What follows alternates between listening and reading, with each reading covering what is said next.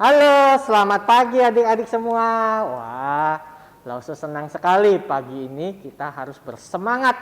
Kita harus memuji, memuliakan nama Tuhan bersama Lause David dan juga Lause Samuel. Ya, nah, Lause hari ini bahagia banget karena bisa datang untuk memuji nama Tuhan. Begitu juga dengan adik-adik. Nah, Lause Sam bahagia nggak? Tentunya Lause, kita harus bahagia memuji Tuhan. Iya, yuk Lause ngajak kita sama untuk bangkit berdiri, bersemangat. Kita mau nyanyikan lagu Hari Ini Kurasa Bahagia. Semua nyanyi ya dengan bersemangat memuji Tuhan.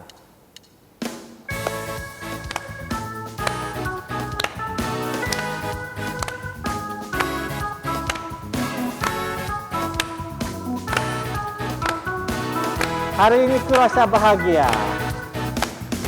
Hari ini kurasa bahagia, berkumpul bersama saudara seiman. Tuhan Yesus telah satukan kita.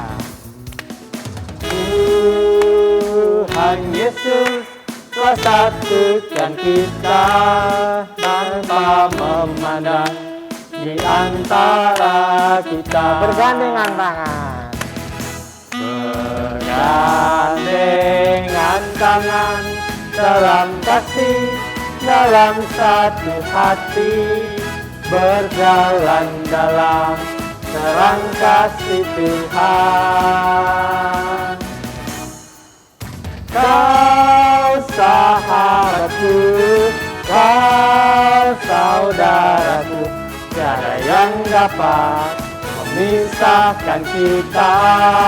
Oh, kau sahabatku, kau saudaraku, tiada yang dapat memisahkan kita. Sekali lagi, hari ini kurasa bahagia, lebih semangat.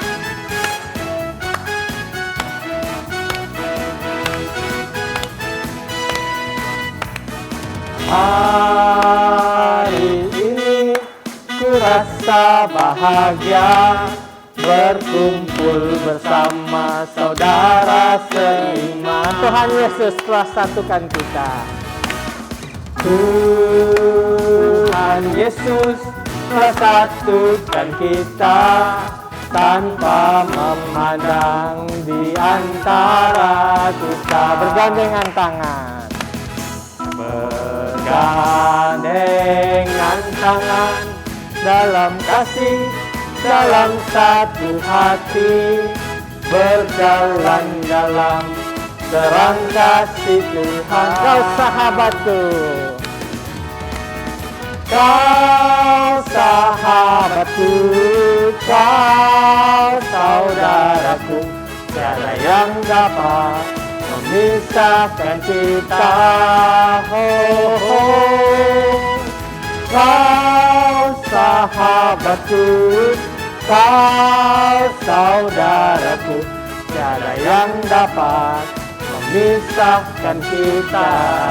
Oke, yuk mari kita berdoa. Tuhan Yesus yang baik, terima kasih pagi hari ini Tuhan memberikan kesehatan, kekuatan kepada setiap kami untuk memuji, memuliakan nama Tuhan. Tuhan berikan sukacita pada pagi hari ini supaya kami semua memuji, memuliakan Tuhan dan mau mendengarkan firman Tuhan juga dengan bersukacita, dengan hati penuh bersyukur kepada Tuhan. Terima kasih Tuhan Yesus, di dalam nama Tuhan Yesus kami ucap syukur dan berdoa. Amin. Amin. Ya, adik-adik, teman-teman di rumah, tahu nggak sih? Tuhan itu selalu melihat kita, memperhatikan kita loh. Maka dari itu, kita harus hati-hati menggunakan tangan, mulut, kaki, telinga kita untuk memuliakan Tuhan saja, bukan untuk melakukan dosa. Nah, untuk itu teman-teman, adik-adik semua, yuk kita nyanyikan satu pujian ya. Pujian yang berkata, hati-hati gunakan tanganmu, karena Bapa di sorga melihat kita. Yuk Lause, kita nyanyikan bersama. Oke Lause. Hati-hati gunakan tanganmu dengan gerakan ya. Ya.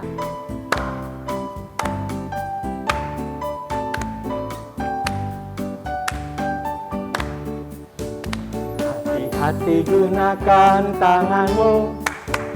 Hati-hati gunakan tanganmu.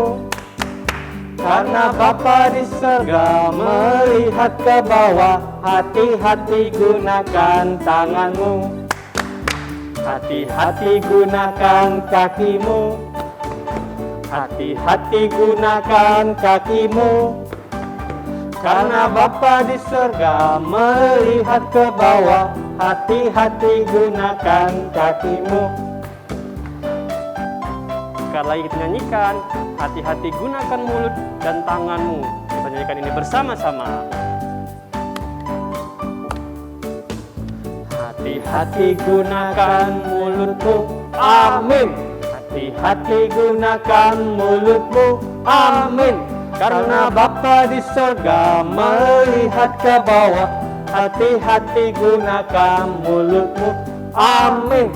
Hati-hati gunakan telingamu. Ngek-ngok. Hati-hati gunakan telingamu. Ngek-ngok. Karena Bapa di surga melihat ke bawah.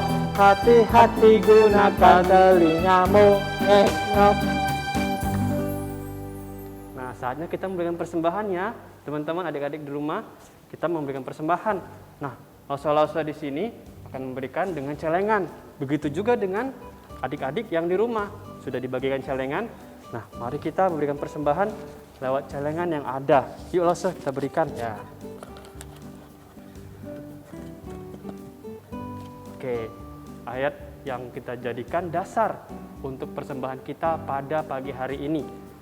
Dari 2 Korintus 8 ayat 12. Nah, mari kita membacanya bersama-sama. 2 Korintus 8 ayat 12. Sebab jika kamu rela untuk memberi, maka pemberianmu akan diterima. Kalau pemberianmu itu berdasarkan apa yang ada padamu, bukan berdasarkan apa yang tidak ada padamu. Yuk, mari kita berdoa, teman-teman, adik-adik di rumah. Tuhan, kami bersyukur karena Tuhan masih saja memberikan kami berkat-berkat yang berkelimpahan. Makasih Tuhan, oleh sebab itu kami pun bersyukur dengan ungkapan syukur melalui persembahan yang kami berikan. Tuhan, biarlah kami boleh memberikan lebih dari ini, yaitu memberikan hati dan pikiran kami, tubuh kami untuk kemuliaan nama Tuhan. Terima kasih Tuhan untuk berkat-berkat-Mu. Dalam nama Tuhan Yesus kami berdoa dan bersyukur. Amin. Amin. Ya, adik-adik silahkan duduk.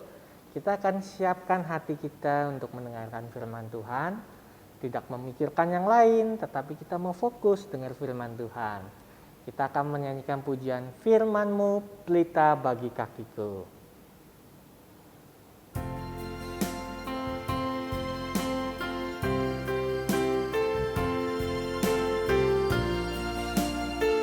Ya, firman-Mu, pelita bagi kakiku. Firman-Mu, pelita bagi kakiku, terang bagi jalanku. Firman-Mu, pelita bagi kakiku. Firman-Mu, pelita bagi kakiku, terang bagi jalan. Waktuku bimbang dan hilang jalanku. Waktuku bimbang dan hilang jalanku, tetaplah Kau di sisiku. Dan takkan ku takut asal Kau di dekatku, bersamaku selamanya.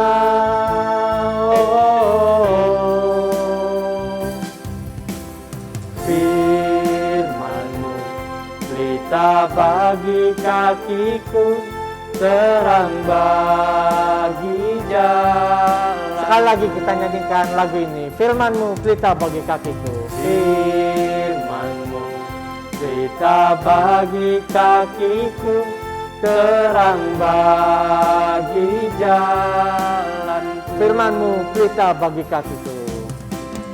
Firman-Mu, pelita bagi kakiku, terang bagi jalanku. Waktuku bimbang.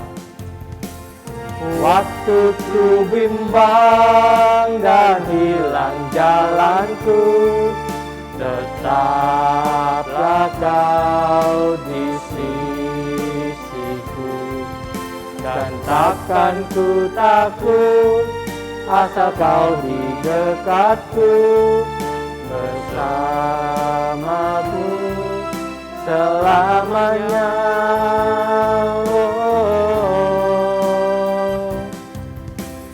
Firman-Mu pelita bagi kakiku, terang bagi jalanku. Ya, adik-adik, sekarang kita akan mendengarkan firman Tuhan. Tuhan Yesus memberkati. Halo, selamat pagi adik-adik. Kita akan bersama-sama mendengarkan kebenaran firman Tuhan. Namun sebelumnya, Losemei mengajak setiap kita mempersiapkan hati untuk kita berdoa. Bapa yang baik, kami bersyukur Tuhan kalau pagi ini Tuhan memberikan kekuatan kepada setiap kami. Hati yang boleh bersuka cita ketika kami boleh mendengarkan kebenaran firman Tuhan. Kami boleh bersuka cita karena kami memiliki Allah yang hidup, yang Allah yang mengasihi setiap kami. Kalau pada pagi ini kami boleh belajar akan kebenaran firman-Mu, ya Tuhan juga yang menolong, Tuhan yang menuntun, agar setiap kehidupan kami berguna dan bermanfaat bagi banyak orang, memberkati orang-orang di sekitar kami ya Bapa. Terima kasih Tuhan Yesus, hanya dalam nama-Mu kami mengucapkan syukur dan terima kasih. Haleluya, amin. Adik-adik yang terkasih dalam Tuhan Yesus, Loseme mau tanya, apa sih itu gereja? Ya, gereja adalah tempat para pengikut Kristus berkumpul. Pada waktu itu, di Yerusalem, gereja mengalami penganiayaan yang sungguh hebat, di mana orang-orang percaya yang kepada Tuhan Yesus, mereka disiksa, mereka mengalami penganiayaan, mereka ada yang diseret keluar dari rumah-rumah mereka. Ada yang disiksa, ada yang dibunuh, bahkan mereka ada yang dimasukkan ke dalam penjara. Hal ini membuat mereka merasa takut, mereka merasa gentar karena nyawa mereka terancam. Dari mereka merasakan ketakutan yang sungguh luar biasa. Nah, pada waktu itu, lewat Alkitab kita boleh melihat bagaimana seorang diaken, orang yang percaya, yang dipakai Tuhan, boleh menjadi berkat bagi orang-orang di sekitarnya. Kita boleh melihat seorang diaken yaitu Filipus. Ia pergi dari Yerusalem menuju ke Samaria. Di sana, ketika dalam perjalanan ke Samaria, Filipus bertemu dengan orang-orang yang dijumpai di jalan. Dia memberitakan firman Tuhan, memberitakan keselamatan, memberitakan Sang Mesias yang dijanjikan. Ya, melalui kebenaran firman Tuhan yang disampaikan itu boleh menjadi berkat bagi orang-orang Samaria pada waktu itu. Di mana orang-orang Samaria bersuka cita mendengarkan firman Tuhan. Mereka boleh bersama-sama menerima kebenaran firman Tuhan itu dengan hati yang penuh sorak-sorai. Ya, mereka percaya kepada Sang Mesias, Juru Selamat yang dijanjikan. Mereka akhirnya dibaptis. Nah, anak-adik yang terkasih dalam Tuhan Yesus, ketika Filipus sedang berada di Samaria, sedang memberitakan kabar sukacita ini, datanglah malaikat Tuhan kepada Filipus. Malaikat ini berkata, Filipus, Filipus, bangun dan berangkatlah ke sebelah selatan, menurut jalan yang turun dari Yerusalem ke Gaza. Adik-adik tahu nggak jalan yang diperintahkan atau yang disampaikan oleh malaikat Tuhan itu? Jalan yang disampaikan itu adalah jalan yang sunyi, jalan yang jarang sekali dilalui oleh orang-orang. Nah, apa reaksi Filipus ketika dia melihat dan mendengar perintah yang disampaikan oleh malaikat Tuhan? Filipus tidak menolak. Filipus bangun dan berangkat. Respon Filipus setelah mendengar perkataan dari malaikat, ia bergegas untuk pergi. Dia taat, dia tidak lagi ragu-ragu ataupun menolak. Filipus pergi seperti yang diperintahkan oleh malaikat Tuhan. Nah, adik-adik yang terkasih dalam Tuhan Yesus, dalam perjalanannya Filipus bertemu dengan seorang Etiopia.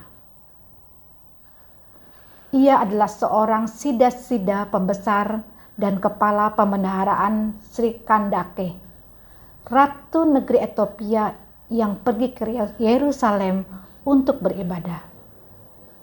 Nah, ketika Filipus bertemu dengan sida-sida ini dalam perjalanan pulang dari Yerusalem. Ini adalah karya Roh Kudus yang membawa Filipus bertemu dengan orang yang berbeda dengan Filipus. Ya, adik-adik yang terkasih dalam Tuhan Yesus, sida-sida ini bukan orang Yahudi. Sida-sida ini berasal dari Etiopia di benua Afrika, tempat yang sangat jauh dari tempat Filipus. Nah, ketika Filipus sedang berjalan melihat orang sida-sida ini, malaikat Tuhan datang untuk kedua kalinya kepada Filipus. Dan malaikat ini berkata, Filipus, dekati kereta itu. Nah, apa reaksi Filipus? Filipus mendekati kereta itu. Dan untuk kedua kalinya Filipus tidak menolak ataupun tidak taat. Dia mendekati kereta itu dan melihat orang sida-sida dari Etiopia itu. Ya, ia melihat orang sida-sida itu duduk di dalam keretanya sambil membaca kitab Nabi Yesaya.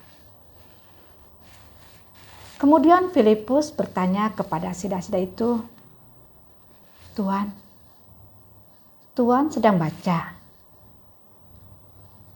Mengertikah Tuhan apa yang Tuhan baca itu? Dan orang sida-sida itu dengan jujur menjawab pertanyaan daripada Filipus. Bagaimana aku dapat mengerti kalau tidak ada yang membimbing aku? Nah, kemudian sida-sida itu diam dan Filipus terdiam.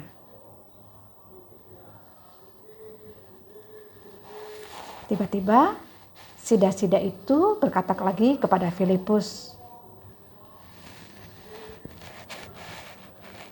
bisakah kamu naik kereta dan duduk di sampingku untuk menjelaskan maksud daripada nas Nabi Yesaya ini? Sida-sida itu sedang membaca nas Yesaya yang berbunyi seperti ini ya. Seperti seekor domba ia dibawa ke pembantaian, dan seperti anak domba yang keluh di depan orang yang menggunting bulunya, demikianlah ia tidak membuka mulutnya. Dalam kehinaannya berlangsunglah hukumnya. Siapakah yang akan menceritakan asal-usulnya? Sebab nyawanya diambil dari bumi. Nah, adik-adik yang terkasih dalam Tuhan Yesus, orang sida-sida ini tidak mengerti apa yang dimaksud dari nas Nabi Yesaya. Makanya sida-sida itu bertanya kepada Filipus, tentang siapakah Nabi ini berkata demikian? Tentang dirinya atau tentang orang lain? Nah, adik-adik yang terkasih dalam Tuhan Yesus, Filipus kemudian menjawab pertanyaan sida-sida itu. Bertolak dari nas yang dibacakan, Filipus mengatakan bahwa nas yang dibacakan itu menceritakan atau memberitakan tentang Mesias. Ya. Nabi Yesaya sama sekali tidak menceritakan dirinya. Ia menceritakan tentang Yesus, Mesias yang dijanjikan. Anak domba Allah yang dimaksud dalam nas itu adalah Yesus. Yesus adalah anak Allah, juru selamat yang dijanjikan oleh Allah. Yesus tidak berdosa, tetapi memberikan dirinya untuk berkorban dan mati di atas kayu salib. Dia menggantikan hukuman bagi orang-orang berdosa, menumpahkan darahnya untuk membasuh dosa seluruh umat manusia. Kemudian Yesus bangkit pada hari yang ketiga, dan ia juga mengutus Allah Roh Kudus untuk tinggal di hati setiap orang percaya kepadanya. Nah, adik-adik yang terkasih dalam Tuhan Yesus, Filipus menggunakan firman itu untuk mengajar tentang Yesus kepada sida-sida orang Ethiopia itu. Mereka kemudian melanjutkan perjalanan, dan ketika tiba di satu tempat, mereka melihat ada air. Sida-sida itu berkata kepada Filipus, "Filipus, Filipus, lihat, di situ ada air."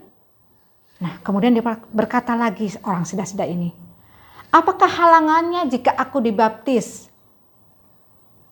Maka Filipus menjawab, "Jika Tuhan percaya dengan segenap hati, boleh."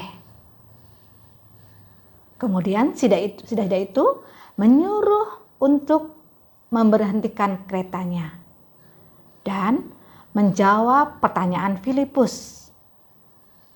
Orang sida-sida itu berkata dengan lantang, "Aku percaya bahwa Yesus Kristus adalah anak Allah." Demikianlah sida-sida itu menyuruh keretanya untuk berhenti dan mereka turun ke dalam air. Filipus membaptiskan orang yang baru percaya itu, yaitu orang sida-sida, dan ketika mereka keluar dari air, tiba-tiba Roh Kudus membawa Filipus pergi. Sida-sida itu kemudian melanjutkan perjalanannya dengan penuh sukacita, dengan dipenuhi kegembiraan, karena Tuhan Yesus sudah menyelamatkan, sudah menghapus dosa-dosanya. Sekarang ia menjadi bagian dari gereja yang bertumbuh. Ketika sida-sida itu melanjutkan dan sampai di Afrika, ia tidak tinggal diam. Dia menceritakan kabar sukacita ini, kabar yang sudah ia dengar tentang keselamatan ini kepada semua orang. Dan Allah Roh Kudus menyertai, memampukan orang Ethiopia ini, sida-sida ini, untuk melakukannya. Nah, adik-adik yang terkasih dalam Tuhan Yesus, Roh Kudus membawa Filipus ke kota-kota di sepanjang dari Yudea dan Samaria. Filipus memberitakan benih firman Allah seperti yang sudah Tuhan rencanakan. Adik-adik yang terkasih dalam Tuhan Yesus, dari pertemuan Filipus dengan sida-sida Ethiopia ini, tentang bagaimana Filipus mengabarkan firman Tuhan. Langsung jadi ingat nih, bagaimana perumpamaan Tuhan Yesus tentang seorang penabur. Tuhan Yesus mengajarkan kepada murid-muridnya tentang perumpamaan seorang penabur. Perumpamaan ini menceritakan seorang penabur benih yang menaburkan benihnya. Dan benih yang ditaburkan ini jatuh ke 4 jenis tanah. Adik-adik yang terkasih dalam Tuhan Yesus, kita lihat ya. Jenis yang pertama, sebagian benih jatuh di pinggir jalan. Namun benih di pinggir jalan itu diinjak orang dan dimakan habis oleh burung. Apa sih artinya? Ya, di pinggir jalan melambangkan hati orang yang tidak mengerti firman yang dikabarkan. Kemudian datanglah iblis yang merampas firman itu dari hatinya, supaya orang tersebut tidak percaya dan tidak diselamatkan. Jenis tanah yang kedua, sebagian benih jatuh di tanah yang berbatu-batu. Ada benih di tanah yang bertumbuh dengan cepat tetapi segera layu dan kering karena tidak berakar dan tidak mendapatkan air. Artinya apa? Di tanah yang berbatu-batu melambangkan hati orang yang mendengar firman Tuhan tersebut dan menerimanya. Namun ketika pencobaan datang, ketika pergumulan datang, ketika kesulitan itu datang, ia tidak tahan dalam pencobaan. Dia tidak percaya kepada firman itu. Nah, jenis yang ketiga, sebagian benih jatuh di tengah semak duri, tetapi benih yang bertumbuh di tengah semak duri tersempit hingga mati dan tidak berbuah. Artinya, di tengah semak duri melambangkan orang yang mendengarkan firman Tuhan, tetapi terbuai oleh hal-hal duniawi. Contohnya, kekhawatiran, kekayaan, kenikmatan hidup, sehingga mereka tidak mementingkan atau tidak mendengarkan firman, tetapi dia hidup menurut kehendaknya. Yang keempat, sebagian benih lagi jatuh di tanah yang baik, lalu berbuah, ada yang 100 kali lipat, ada yang 60 kali lipat, dan ada yang 30 kali lipat. Artinya apa? Di tanah yang baik melambangkan hati orang yang mendengar firman tersebut dan mengerti ataupun menyambut firman tersebut dan menyimpannya di dalam hati dan mengeluarkan buah, mampu memberitakan kabar sukacita ini kepada orang-orang di sekitarnya, menjadi saksi-saksi Tuhan. Ya, adik-adik, dari sini kita belajar arti perumpamaan seorang penabur. Seorang penabur yang menaburkan benih adalah orang yang menaburkan firman Tuhan. Dan benih yang jatuh ke tanah adalah melambangkan firman yang masuk ke dalam hati manusia. Sesungguhnya setiap jenis tanah melambangkan jenis hati yang berbeda-beda. Adik-adik yang terkasih dalam Tuhan Yesus, kita percaya Allah memegang kendali atas setiap hidup kita. Allah mempersiapkan hati setiap kita orang yang telah Dia panggil untuk menerima firman-Nya. Dan Allah juga yang memberikan kesempatan kepada setiap kita untuk memberitakan kabar baik tentang Yesus. Bagaimana seorang penabur itu menaburkan benihnya. Adik-adik yang terkasih dalam Tuhan Yesus, kadangkala Tuhan memanggil kita untuk bersaksi kepada orang-orang yang berbeda dengan kita. Semua hal ini adalah bagian dari rencana indah Allah untuk membawa atau menarik jiwa-jiwa banyak dari suku-suku bangsa menjadi umat pilihannya. Boleh bersama-sama bertumbuh di dalam pengenalan akan Tuhan. Seperti kita di sini, kita juga berbeda-beda.